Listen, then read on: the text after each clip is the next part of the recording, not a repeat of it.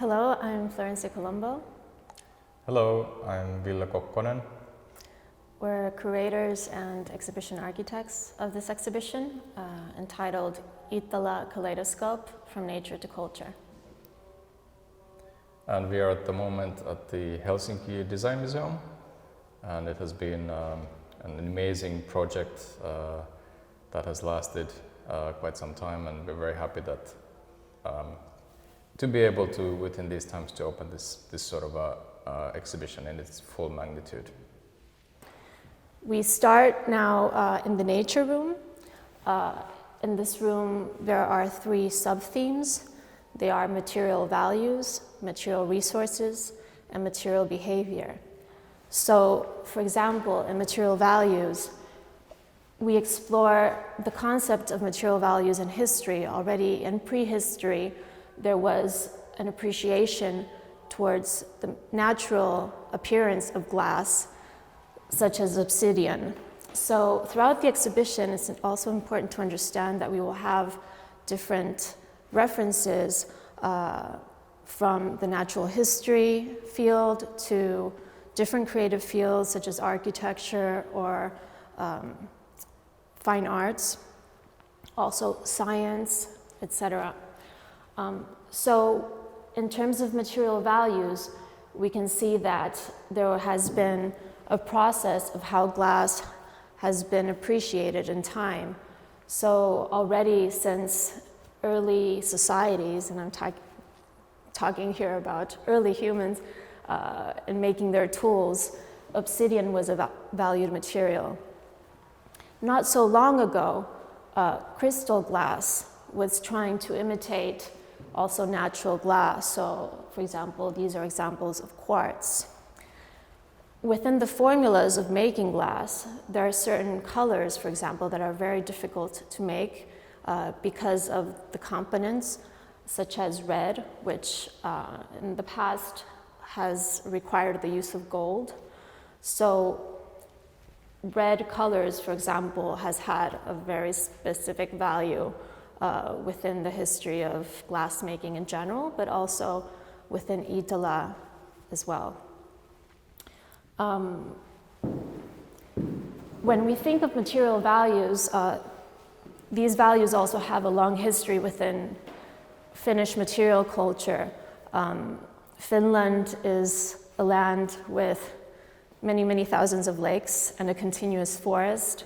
So an important element to understand in relation to Iittala and its connection to Finland's territory is that most of the principal industries in Finland came from the forest, such as the glassworks.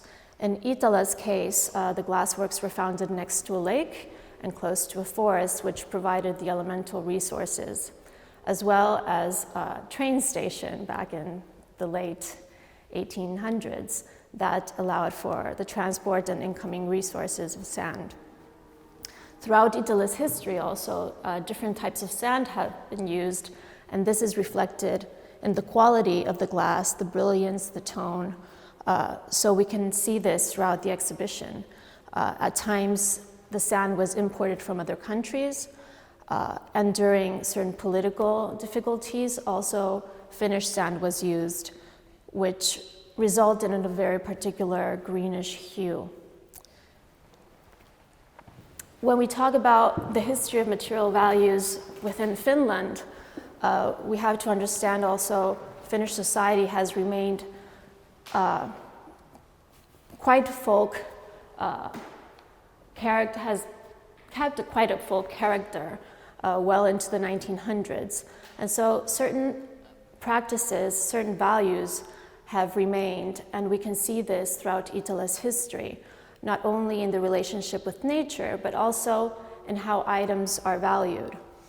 So in terms of material values, another element that is important are the two latest introductions or projects that Iittala has had.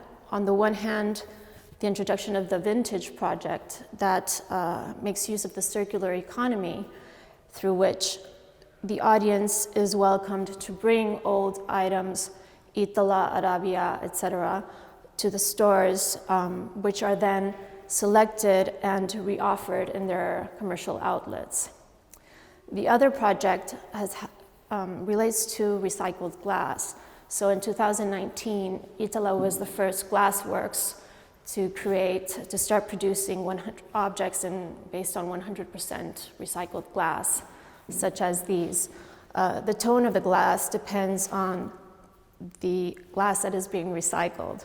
So the first one was actually Jasper Morrison's Rami tumblers. And the latest are, for example, the Rami carafe, Alvarado's vase, Oiva Toika's Gastehelmi glasses, and also one of the birds. Further products are being introduced each year.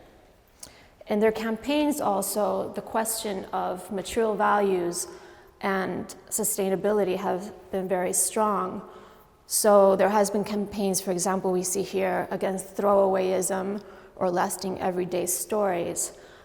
The ethos of Nordic culture is very strong within Iittala, and Iittala has participated in this sense in the development of the design field, not only in Finland, but also within the Nordic countries. There has been a very strong connection of ideologies and sociopolitics that have been reflected on the design perspectives of many of Iittala's designers, such as we all know Kai Frank.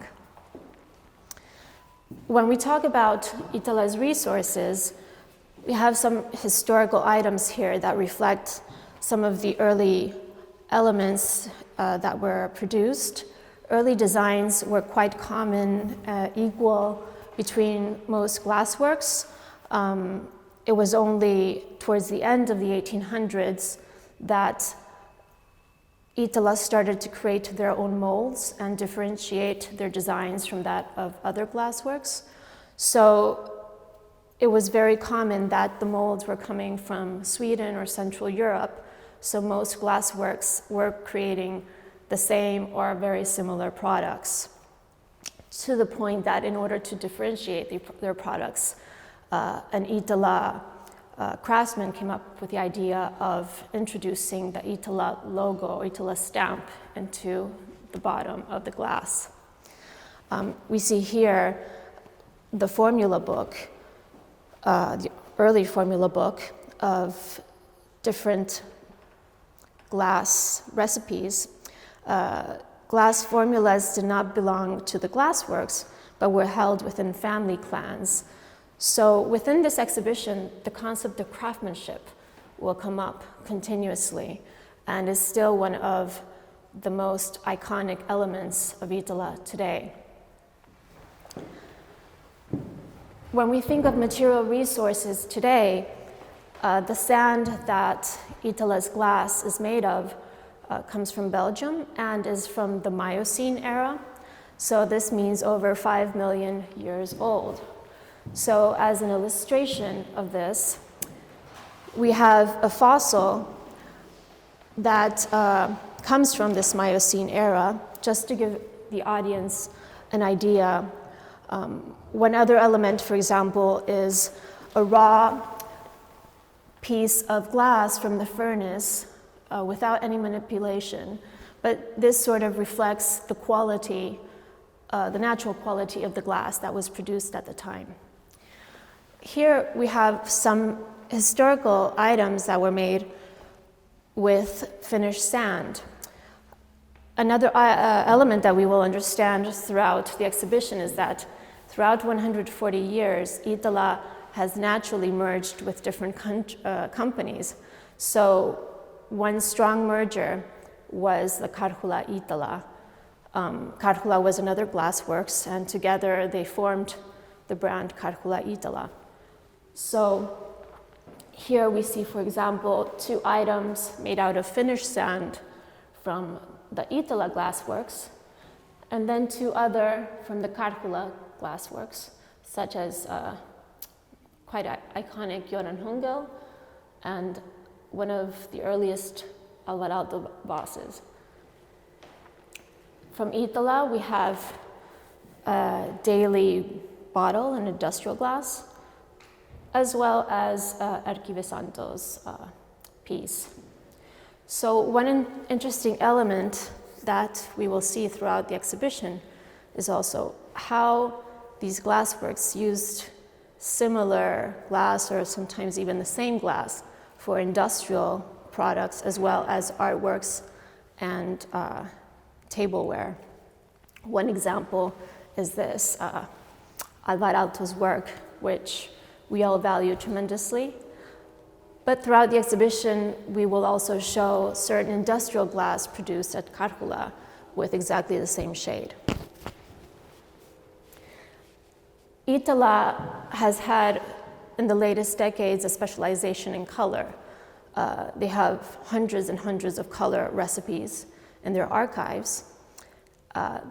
Each year, they introduce a new color to the spectrum, which is entitled annual color. These annual colors usually have a concept that reflects the zeitgeist of the era, sometimes relates to certain events that are happening within society and culture, but also within Finnish history, such as, for example, Finland's 100th anniversary of independence, in the context of which Iittala created a special blue shade. Another example are these sea blue colors that somehow relate to the early colors that came from the natural hues of using Finnish sand. The reason for this hue is the high iron content. So this is why today the sand is actually used in such a way, or the resource comes from the fact of searching for a specific clarity within the glass. So within the exhibition, there'll be several images that relate to the theme of the room. So also there's questions of ideology that come up from different artists and designers, such as Kai Frank, very early on already being critical towards mass industrialization. And as he was not only a designer, but also had a very important role as a teacher in the education of designers, he was very strongly promoting different ideologies that encouraged the students to be thoughtful towards the resources, towards nature, and certain ecological concepts.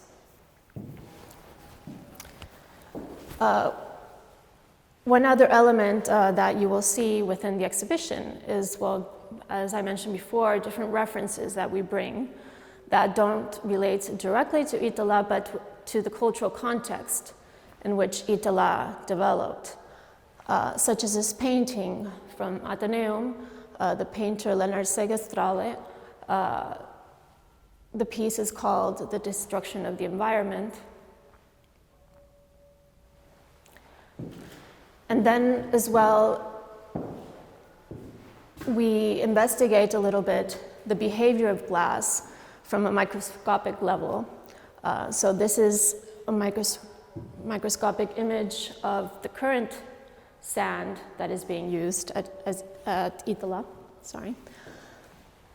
as well as looking in a macro scale of how Iittala glass appears, such as Gunnar Luhmann's bubble glass. As I mentioned before with Kai Frank, also Oiva Toika,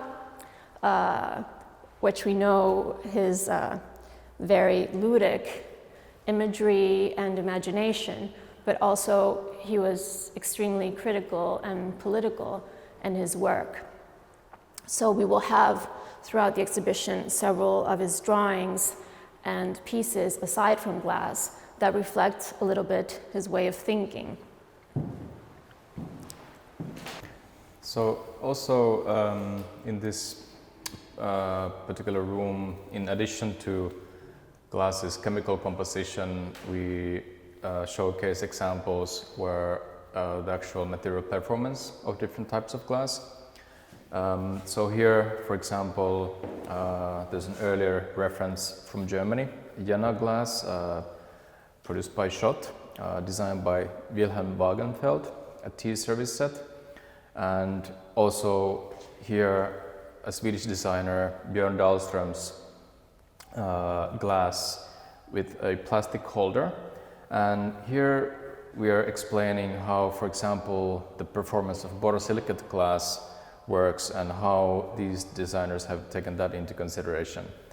In addition, we are here making a visual demonstration by using the infrared camera how the different temperature changes affect when, for example, boiling water is poured into a borosilicate glass, and how, in this case, Björn Dahlström's cup holder helps. It makes us easier to drink hot coffee or tea. Also here in the back, you see Oiva Toika's take on this subject using a particular quality of heat-resistant glass, the red pitcher and the glass with a thicker handle. One element that is important to understand that we will see also throughout the exhibition is that certain formal and functional archetypes, as well as we see here the use of borosilicate glass, come as well from other fields. So in this case, borosilicate glass came from science and pharmaceutical industry and was slowly appropriated for daily wear.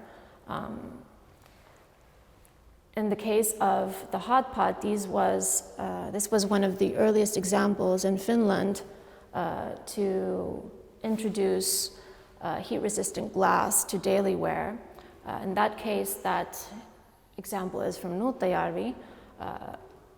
Oiva Toika, with his sense of humor, clearly reflected the function of the glass and the tone, but also the name was called hot pot. And then on the other side of the vitrine, we see various artworks that reflect the different types of fluidity that glass reflects. One example is Gunnel Nyman. Gunnel Nyman, whose career was rather short but very prolific. She could be considered the mother of glass design in Finland. In a short amount of years, she created a huge variety of artworks and products for all the main glassworks in Finland. So not only Iittala, but also Riihimäki, Karhula, and Nuuttajärvi. So we have here two examples, one from the Karhula glassworks and another from Iittala glassworks, from the Karhula-Iittala brand era, which reflect clearly the different types of strengths that each glasswork could work with. So in her case, we will see throughout the exhibition how she was very meticulous to explore the skills, the specific skills that each glassworks could provide in the expression of glass.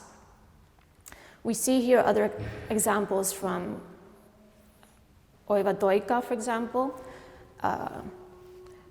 and also how his training as a ceramicist was also reflected in how he made use of glass. Or, for example, Timo Sarpaneva and Tapio Virkala, which will appear generously throughout the exhibition. And I think now we can move to the next room, transformation. In transformation, we focus on the craftsmanship of glassblowing, glassmaking as well. So one important element is the skills of the glassblowers. In the history of Iittala, the early glassblowers came from Sweden mostly, at times also from Central Europe. Slowly, the Iittala village started to develop its own teaching of the glassblowers. The education of glassblowing was also a family clan, so glassblowers usually began at a very early age and remained a glass blower throughout their life. So there is a sense of family within the factory that exists still today, actually. One key element within this exhibition is the concept of magic realism. We brought this concept that already exists as a theory within the art world, film, and literature, but not yet has been applied to design. But we considered that magic realism was a key element to describe Iittala's works throughout its history. Not only the products and artworks, but also the way things are done, things are made. When interviewing the craftsmen at Iittala's factory today, many of them still reflect and spontaneously talk about their craft as magical. So we will see throughout the exhibition as well how magic realism appears from different perspectives and the relationship that nature connects with the ideas and the imagination of the designers, but also in the ways that the products and artworks are created. One element that is important to understand is that some of Iittala's products have been in production since the 1930s. So in this sense, the production methods have clearly changed and certain adjustments have been made to the products. One example we can see here is Aino Aalto's Bolgeblik, where we can appreciate different eras of production, also the different types of glass that were used in different eras, and the variations and details that have resulted from having to recreate the mold. Many products have been created, produced, manufactured, both with steel and wooden molds. So in order to appreciate the difference that results from these two manufacturing processes, the Aalto vase, for example, here is produced with a steel mold, and here we see the specific qualities that come from creating the same vase out of a wooden mold.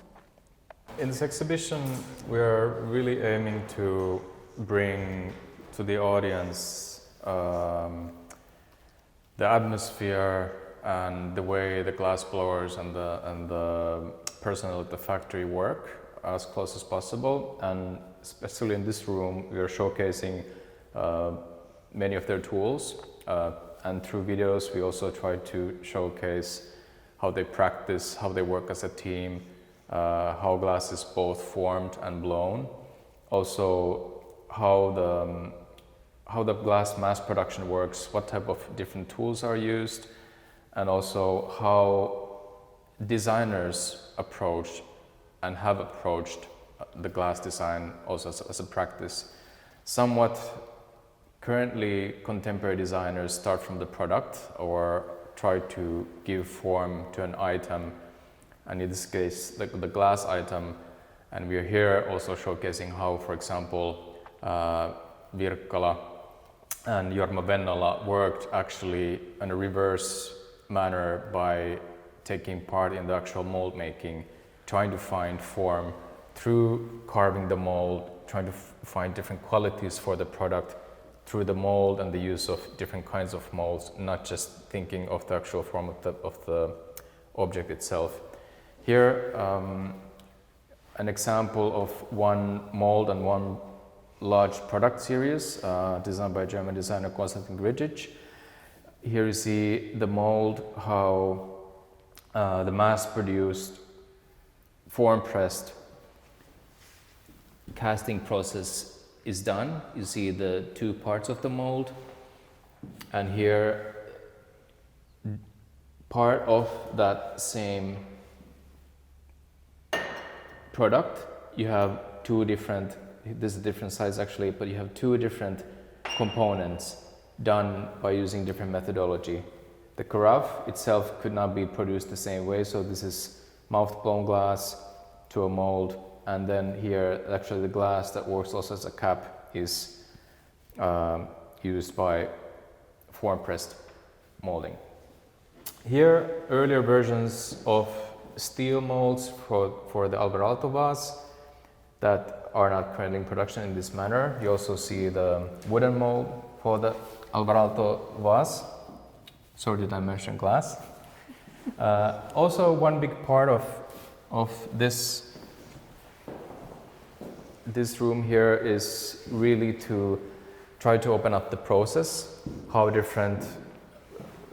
these craftspeople actually work as a team. For example, here showcased the various steps that are part of the Oivatoika bird series, how different figures are formed, how the color and the graphical pattern comes through the process and at what sequence they're applied. Also the different techniques of processing of glass, sanding, grinding, finishing, cutting. These are all part of the vast variety of skills that are actually expected from the factory workers. One important aspect of the craftspeople's training and them becoming master blowers, we're also referencing here few items that Erkki Vesanto, who was a long-time Iittala worker, he started early on as one of the masters of the factory, educated as a designer, and he established a training program for the glass blowers. And here you see some of the pieces that were used in Iittala as a sample piece that how to start to master a particular technique. So this was, for example, a stacking glass that has extremely precise dimensions for it to work, as an example of part of one of the items in the training program established by Vesanto. So the relationship between the different designers across these 140 years with the glassworks has been very intimate. The products, mass-produced products and artworks are the result of immense teamwork and a very close connection between the designers and the glassblowers. Many designers worked throughout several decades with Iittala's glassworks, which resulted in a very symbiotic relationship with the glassblowers, who were able to interpret the ideas that the designers came with. So these ideas were very early on developed from the starting point of the molds as well. So one key element or distinctive character of Iittala's glass is the texture that we see in many of the products from Timo Sarpaneva and Tapio Virkola. This was a result of experimentation introduced by a curiosity that Timo Sarpaneva had in creating a new type of surface for glass and working with the glass blowers and experimenting with different materials of what results could bring to the glass surface through the mold. This then also led to Tapio Virkola, who was very active in carving his own molds, and creating different artworks in which he was involved from the very beginning. So from this we can also see this element of magic. It also reflects a sense of experimentation that has existed in Iittala. Every idea was explored, and the poetic of glass was really pushed to the extreme through this collaboration between designers and craftsmen. Yeah. And in order to understand the history of glass, Ville and I also had to dive into the history of glass in general. So we have to understand that Iittala is 140 years, but glass production has been around for 1,000 of years. So here, in order to close, we have the very first image that exists of a glass blower.